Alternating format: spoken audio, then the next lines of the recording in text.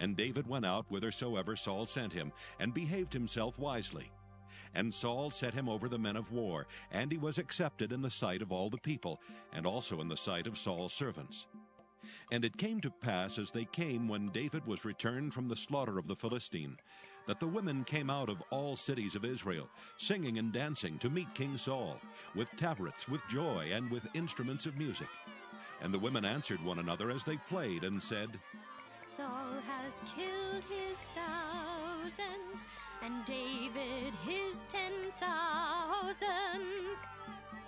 And Saul was very wroth, and the saying displeased him, and he said, They have ascribed unto David 10,000s, and to me they have ascribed but thousands. And what can he have more but the kingdom? And Saul eyed David from that day and forward. And it came to pass on the morrow that the evil spirit from God came upon Saul, and he prophesied in the midst of the house. And David played with his hand as at other times, and there was a javelin in Saul's hand. And Saul cast the javelin, for he said, I will smite David even to the wall with it. And David avoided out of his presence twice. And Saul was afraid of David, because the Lord was with him, and was departed from Saul. Therefore Saul removed him from him, and made him his captain over 1,000, and he went out and came in before the people.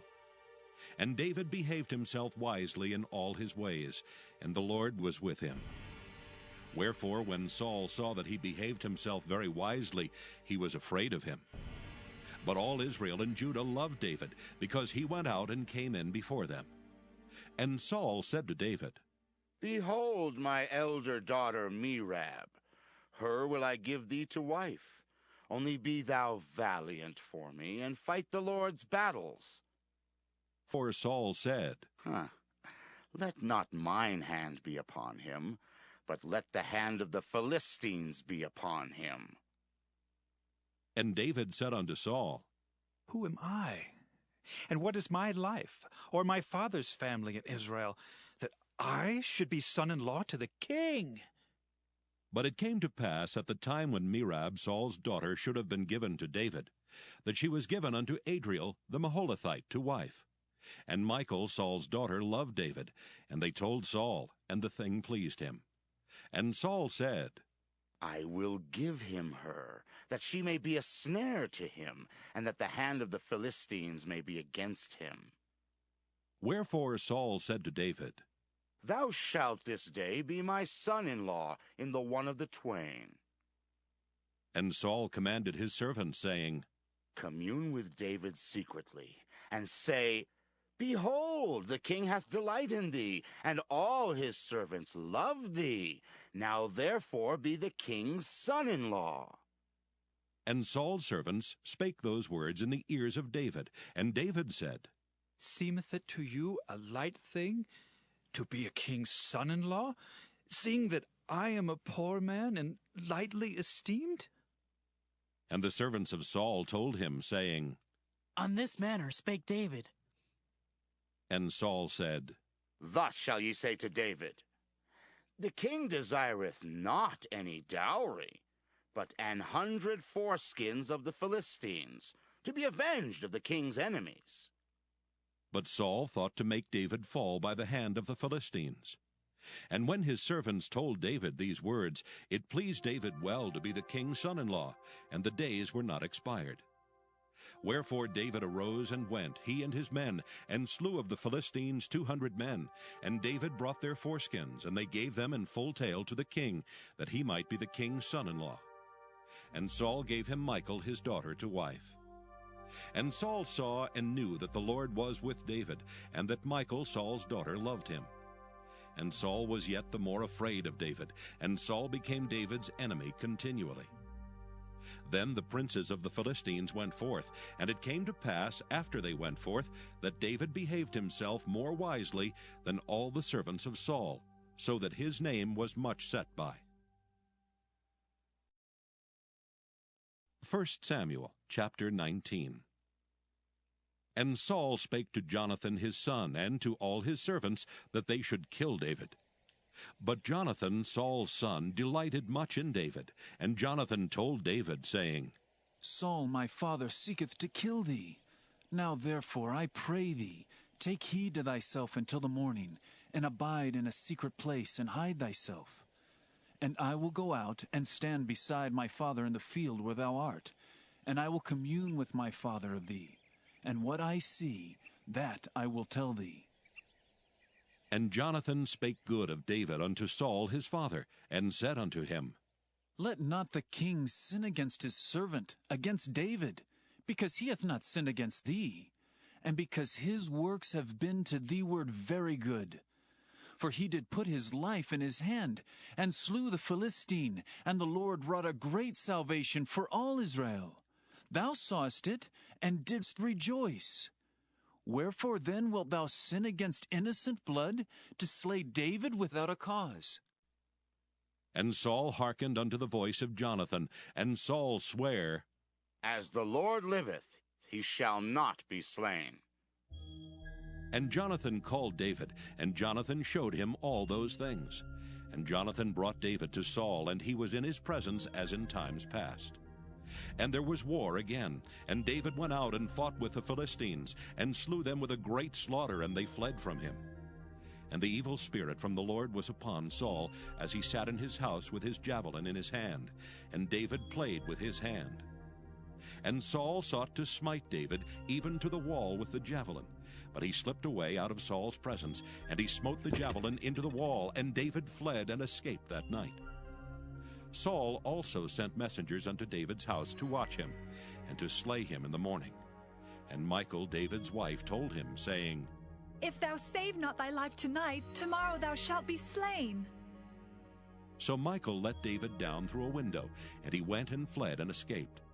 And Michal took an image and laid it in the bed, and put a pillow of goat's hair for his bolster, and covered it with a cloth. And when Saul sent messengers to take David, she said, He is sick. And Saul sent the messengers again to see David, saying, Bring him up to me in the bed, that I may slay him. And when the messengers were come in, behold, there was an image in the bed with a pillow of goat's hair for his bolster. And Saul said unto Michal, Why hast thou deceived me so, and sent away mine enemy, that he is escaped? And Michal answered Saul, He said unto me, Let me go. Why should I kill thee? So David fled and escaped, and came to Samuel to Ramah, and told him all that Saul had done to him. And he and Samuel went and dwelt in Naioth. And it was told Saul, saying, Behold, David is at Naioth in Ramah. And Saul sent messengers to take David. And when they saw the company of the prophets prophesying, and Samuel standing as appointed over them, the Spirit of God was upon the messengers of Saul, and they also prophesied. And when it was told Saul, he sent other messengers, and they prophesied likewise. And Saul sent messengers again the third time, and they prophesied also. Then went he also to Ramah, and came to a great well that is in Secu. And he asked and said, Where are Samuel and David?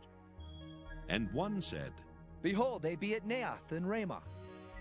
And he went thither to Naioth and Ramah, and the Spirit of God was upon him also, and he went on and prophesied until he came to Naioth and Ramah. And he stripped off his clothes also, and prophesied before Samuel in like manner, and lay down naked all that day and all that night. Wherefore they say, Is Saul also among the prophets? Then said Jesus to those Jews which believed on him, If ye continue in my word, then are ye my disciples indeed. And ye shall know the truth, and the truth shall make you free. They answered him, We be Abraham's seed, and were never in bondage to any man. How sayest thou, Ye shall be made free? Jesus answered them, Verily, verily, I say unto you, whosoever committeth sin is the servant of sin. And the servant abideth not in the house forever, but the Son abideth ever. If the Son therefore shall make you free, ye shall be free indeed. I know that ye are Abraham's seed, but ye seek to kill me, because my word hath no place in you. I speak that which I have seen with my father, and ye do that which ye have seen with your father. They answered and said unto him, Abraham is our father. Jesus saith unto them, If ye were Abraham's children, ye would do the works of Abraham. But now ye seek to kill me, a man that hath told you the truth, which I have heard of God. This did not Abraham. Ye do the deeds of your father. Then said they to him, We be not born of fornication. We have one Father, even God. Jesus said unto them, If God were your father, ye would love me, for I proceeded forth and came from God, neither came I of myself, but he sent me. Why do ye not understand my speech? Even because ye cannot hear my word. Ye are of your father the devil, and the lust of your father ye will do. He was a murderer from the beginning, and abode not in the truth, because there is no truth in him. When he speaketh a lie, he speaketh of his own, for he is a liar, and the father of it. And because I tell you the truth, ye believe me not. Which of you convinceth me of sin? And if I say the truth, why do ye not believe me? He that is of God heareth God's words. Ye therefore hear them not, because ye are not of God. Then answered the Jews, and said unto him, Say we not well that thou art a Samaritan, and hast a devil? Jesus answered, I have not a devil, but I honor my Father, and ye do dishonor me. And I seek not mine own glory. There is one that seeketh and judgeth. Verily, verily, I say unto you, if a man keep my saying, he shall never see death. Then said the Jews unto him, Now we know that thou hast a devil. Abraham is dead, and the prophets. And thou sayest, If a man keep my saying, he shall never taste of death. Art thou greater than our father Abraham, which is dead, and the prophets are dead? Whom makest thou thyself? Jesus answered, If I honor myself, my honor is nothing. It is my Father that honoreth me, of whom ye say that he is your God. Yet ye have not known him, but I know him. And if I should say I know him not, I shall be a liar like unto you. But I know him and keep his saying.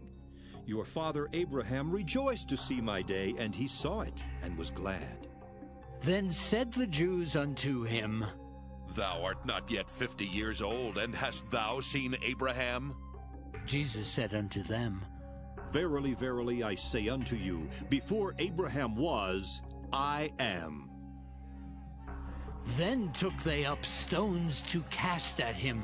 But Jesus hid himself, and went out of the temple, going through the midst of them, and so passed by. Proverbs chapter 16. The preparations of the heart in man, and the answer of the tongue is from the Lord. All the ways of a man are clean in his own eyes, but the Lord weigheth the spirits. Commit thy works unto the Lord, and thy thoughts shall be established. The Lord hath made all things for himself. Yea, even the wicked for the day of evil. Everyone that is proud in heart is an abomination to the Lord. Though hand join in hand, he shall not be unpunished. By mercy and truth iniquity is purged, and by the fear of the Lord men depart from evil. When a man's ways please the Lord, he maketh even his enemies to be at peace with him. Better is a little with righteousness than great revenues without right. A man's heart deviseth his way, but the Lord directeth his steps. A divine sentence is in the lips of the king. His mouth transgresseth not in judgment. A just weight and balance are the Lord's. All the weights of the bag are his work. It is an abomination to kings to commit wickedness, for the throne is established by righteousness. Righteous lips are the delight of kings, and they love him that speaketh right. The wrath of a king is as messengers of death, but a wise man will pacify it. In the light of the king's countenance is life, and his favor is as a cloud of the latter rain. How much better is it to get wisdom than gold, and to get understanding rather to be chosen than silver? The highway of the upright is to depart from evil. He that keepeth his way preserveth his soul. pride goeth before destruction, and an haughty spirit before a fall. Better it is to be of an humble spirit with the lowly, than to divide the spoil with the proud. He that handleth a matter wisely shall find good, and whoso trusteth in the Lord, happy is he. The wise in heart shall be called prudent, and the sweetness of the lips increaseth learning. Understanding is a wellspring of life unto him that hath it. But the instruction of fools is folly. The heart of the wise teacheth his mouth, and addeth learning to his lips. Pleasant words are as an honeycomb, sweet to the soul, and health to the bones. There is a way that seemeth right unto a man, but the end thereof are the ways of death. He that laboureth, laboureth for himself, for his mouth craveth it of him. An ungodly man diggeth up evil, and in his lips there is as a burning fire. A froward man soweth strife, and a whisperer separateth chief friends. A violent man enticeth his neighbor, and leadeth him into the way that is not good. He shutteth his eyes to devise froward things. Moving his lips he bringeth evil to pass. The hoary head is a crown of glory, if it be found in the way of righteousness. He that is slow to anger is better than the mighty, and he that ruleth his spirit than he that taketh a city. The lot is cast into the lap, but the whole disposing thereof is of the Lord. Psalm 76. To the chief musician on Neginoth, a psalm or song of Asaph. In Judah is God known. His name is great in Israel. In Salem also is his tabernacle, and his dwelling place in Zion. There brake he the arrows of the bow, the shield, and the sword, and the battle. Selah.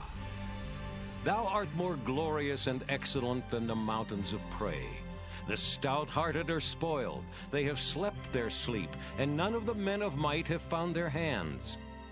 At thy rebuke, O God of Jacob, both the chariot and horse are cast into a dead sleep. Thou, even thou, art to be feared, and who may stand in thy sight, once thou art angry? Thou didst cause judgment to be heard from heaven. The earth feared and was still when God arose to judgment, to save all the meek of the earth. Selah. Surely the wrath of man shall praise thee. The remainder of wrath shalt thou restrain. Vow and pay unto the Lord your God. Let all that be round about him bring presents unto him that ought to be feared. He shall cut off the spirit of princes. He is terrible to the kings of the earth. Psalm 77. To the chief musician, to Jeduthun, a psalm of Asaph. I cried unto God with my voice, even unto God with my voice, and he gave ear unto me. In the day of my trouble I sought the Lord. My soul ran in the night and ceased not. My soul refused to be comforted. I remembered God and was troubled. I complained and my spirit was overwhelmed. Selah. Thou holdest mine eyes waking. I am so troubled that I cannot speak. I have considered the days of old, the years of ancient times. I call to remembrance my song in the night. I commune with mine own heart, and my spirit made diligent search. Will the Lord cast off forever? And will he be favorable no more? Is his mercy clean gone forever? Doth his promise fail forevermore? Hath God forgotten to be gracious? Hath he in anger shut up his tender mercies? Selah. And I said, This is my infirmity, but I will remember the years of the right hand of the Most High. I will remember the works of the Lord. Surely I will remember thy wonders of old. I will meditate also of all thy work, and talk of thy doings. Thy way, O God, is in the sanctuary. Who is so great a God as our God? Thou art the God that doest wonders. Thou hast declared thy strength among the people. Thou hast with thine arm redeemed thy people, the sons of Jacob and Joseph. Selah. The waters saw thee, O God, the waters saw thee. They were afraid. The depths also were troubled. The clouds poured out water. The skies sent out a sound. Thine arrows also went abroad. The voice of thy thunder was in the heaven. The lightnings lightened the world. The earth trembled and shook. Thy way is in the sea, and thy path in the great waters, and thy footsteps are not known.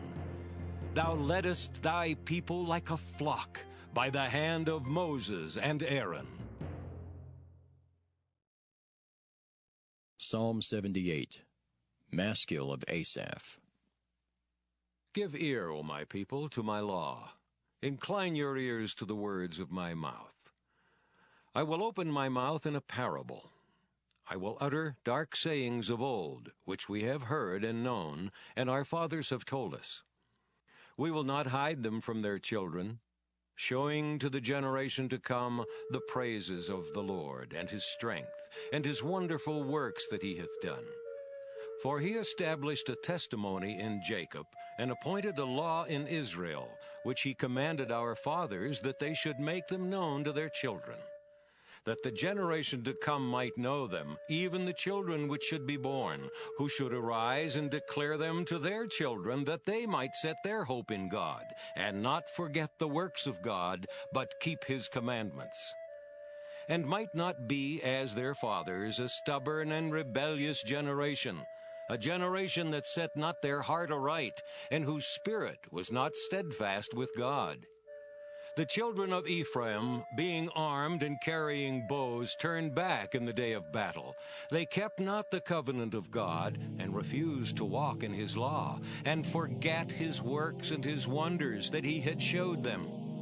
Marvelous things did he in the sight of their fathers, in the land of Egypt, in the field of Zoan. He divided the sea, and caused them to pass through, and he made the waters to stand as an heap. In the daytime also he led them with a cloud, and all the night with a light of fire. He clave the rocks in the wilderness, and gave them drink as out of the great depths. He brought streams also out of the rock, and caused waters to run down like rivers.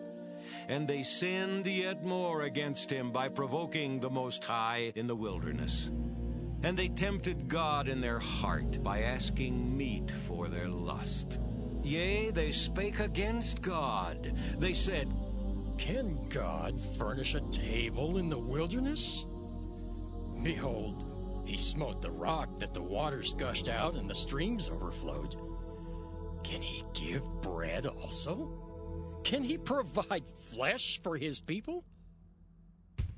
Therefore the Lord heard this, and was wroth. So a fire was kindled against Jacob, and anger also came up against Israel, because they believed not in God, and trusted not in his salvation.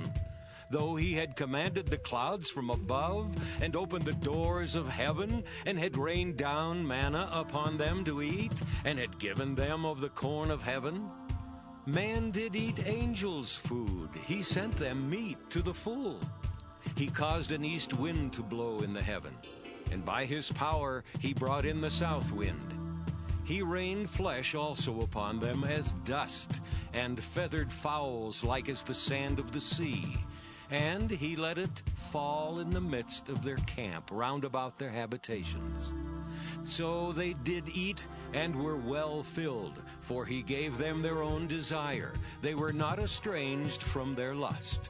But while their meat was yet in their mouths, the wrath of God came upon them, and slew the fattest of them, and smote down the chosen men of Israel. For all this they sinned still, and believed not for his wondrous works. Therefore their days did he consume in vanity, and their years in trouble. When he slew them, then they sought him, and they returned and inquired early after God. And they remembered that God was their rock, and the high God their Redeemer. Nevertheless, they did flatter him with their mouth, and they lied unto him with their tongues. For their heart was not right with him, neither were they steadfast in his covenant. But he, being full of compassion, forgave their iniquity, and destroyed them not. Yea, many a time turned he his anger away, and did not stir up all his wrath. For he remembered that they were but flesh, a wind that passeth away, and cometh not again. How oft did they provoke him in the wilderness, and grieve him in the desert? Yea, they turned back and tempted God, and limited the Holy One of Israel. They remembered not his hand, nor the day when he delivered them from the enemy, how he had wrought his signs in Egypt, and his wonders in the field of Zoan, and had turned their rivers into blood, and their floods that they could not drink. He sent divers sorts of flies among them, which devoured them, and frogs, which destroyed them. He gave also their increase unto the caterpillar, and their labor unto the locust. He destroyed their vines with hail, and their sycamore trees with frost. He gave up their cattle also to the hail, and their flocks to hot thunderbolts. He cast upon them the fierceness of his anger, wrath and indignation and trouble, by sending evil angels among them. He made a way to his anger. He spared not their soul from death, but gave their life over to the pestilence, and smote all the firstborn in Egypt, the chief of their strength in the tabernacles of Ham, but made his own people to go forth like sheep, and guided them in the wilderness like a flock. And he led them on safely, so that they feared not. But the sea overwhelmed their enemies. And he brought them to the border of his sanctuary, even to this mountain, which his right hand had purchased. He cast out the heathen also before them, and divided them an inheritance by line, and made the tribes of Israel to dwell in their tents. Yet they tempted and provoked the Most High God, and kept not his testimonies, but turned back, and dealt unfaithfully like their fathers. They were turned aside like a deceitful bow. For they provoked him to anger with their high places, and moved him to jealousy with their graven images. When God heard this, he was wroth, and greatly abhorred Israel, so that he forsook the tabernacle of Shiloh, the tent which he placed among men, and delivered his strength into captivity, and his glory into the enemy's hand. He gave his people over also unto the sword, and was wroth with his inheritance. The fire consumed their young men, and their maidens were not given to marriage. Their priests fell by the sword, and their widows made no lamentation. Then the Lord awaked as one out of sleep, and like a mighty man that shouteth by reason of wine. And he smote his enemies in the hinder parts. He put them to a perpetual reproach. Moreover, he refused the tabernacle of Joseph, and chose not the tribe of Ephraim, but chose the tribe of Judah, the Mount Zion, which he loved. And he built his sanctuary like high palaces, like the earth which he hath established forever. He chose David also, his servant, and took him from the sheepfolds. From following the ewes, great with young, he brought him to feed Jacob his people, and Israel his inheritance. So he fed them according to the integrity of his heart, and guided them by the skillfulness of his hands. Psalm 79, a psalm of Asaph. O God, the heathen are come into thine inheritance. Thy holy temple have they defiled. They have laid Jerusalem on heaps. The dead bodies of thy servants have they given to be meat unto the fowls of the heaven, the flesh of thy saints unto the beasts of the earth. Their blood have they shed like water round about Jerusalem, and there was none to bury them. We are become a reproach to our neighbors, a scorn and derision to them that are round about us. How long, Lord, wilt thou be angry forever? Shall thy jealousy burn like fire? Pour out thy wrath upon the heathen that have not known thee, and upon the kingdoms that have not called upon thy name. For they have devoured Jacob, and laid waste his dwelling place. Oh, remember not against us former iniquities. Let thy tender mercy speedily prevent us, for we are brought very low. Help us, O God of our salvation, for the glory of thy name, and deliver us, and purge away our sins for thy name's sake. Wherefore should the heathen say, Where is their God? Let him be known among the heathen in our sight by the revenging of the blood of thy servants which is shed. Let the sighing of the prisoner come before thee. According to the greatness of thy power, preserve thou those that are appointed to die, and render unto our neighbors sevenfold into their bosom their reproach, wherewith they have reproached thee, O Lord. So we, thy people and sheep of thy pasture, will give thee thanks forever. We will show forth thy praise to all generations. Psalm 80. To the chief musician upon Shoshanim Edith, a psalm of Asaph.